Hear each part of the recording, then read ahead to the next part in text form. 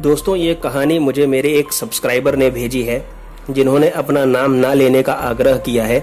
तो आइए बढ़ते हैं हमारी कहानी की ओर। तिरुनाल वैली से मदुरई का रास्ता सिर्फ 162 किलोमीटर का है। मैं शाम को करीब 9 बजे तिरुनाल वैली से मदुरई जाने के लिए निकला।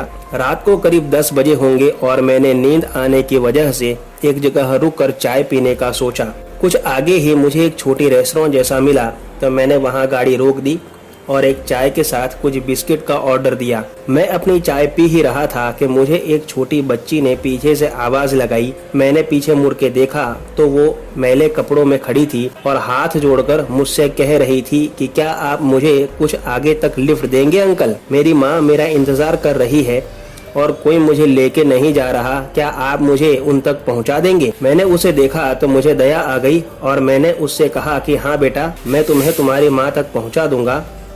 फिर उसने कहा कि मुझे भूख लगी है, ज़रा जल्दी कीजिए। तब मैंने उससे कहा कि मैं अभी ऑर्डर कर देता हूँ, तुम खाना खा लो, फिर तुम्हें माँ के पास लेके चलता हूँ। उसने मुझसे कहा कि खाना माँ खिला देगी, आप वहाँ चलिए तो सही। मैंने कहा ठीक है चलो। मैं काउंटर पर पैसे देने गया तब वहाँ कैशियर ने मुझसे कहा कि सर, इसको साथ लेके मत जाना। मैं तो कहता हूँ कि आप अभी जाओ ही मत, क्योंकि ये एक आत्मा है और ये पता नहीं कहां से अचानक कभी भी आ जाती है और इसके साथ जो भी जाता है दूसरे दिन उसकी लाश ही मिलती है और उसकी कार का डेंजरस एक्सीडेंट हुआ रहता है। दरअसल इस लड़की और इसकी फैमिली की 2 साल पहले एक कार एक्सीडेंट में मौत हो गई थी, तब से ये कई बार यहाँ दिख जाती है। कैशियर की बात सुनकर मैं डर गया, क्योंकि मुझे भूतों से वैसे भी बहुत डर लगता है। मैंने उस कैशियर की बात मान ली और उससे कहा कि मुझे यहीं कहीं कुछ रुकने का इंतजाम कर दे और मैं आगे उसके साथ नहीं जाऊंगा, मैं अब मॉर्निंग में ही जाऊंगा।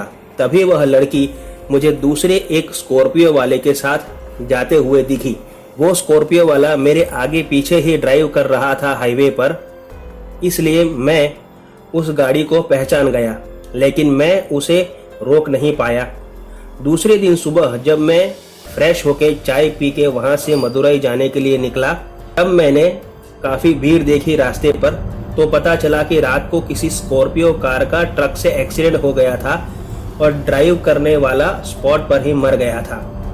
यह जानकर मुझे बहुत दुख हुआ, लेकिन मेरी जान बच गई, इस बात की खुशी भी मेरे अंदर थी। तो दोस्तों, इस कहानी में बस इतना ही।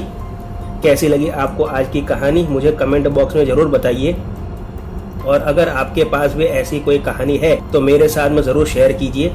मेरा ईमेल डिस्क्रिप्शन बॉक्स में दिया हुआ है और आप मेरे फेसबुक पेज को भी ज्वाइन कर लीजिए। फेसबुक पेज का लिंक भी डिस्क्रिप्शन बॉक्स में दिया है। और अगर आपने अभी तक मेरी चैनल को सब्सक्राइब नहीं किया है तो अब कर लीजिए। तो मिलते हैं अगली कहानी में, तब तक stay home, stay safe, thank you.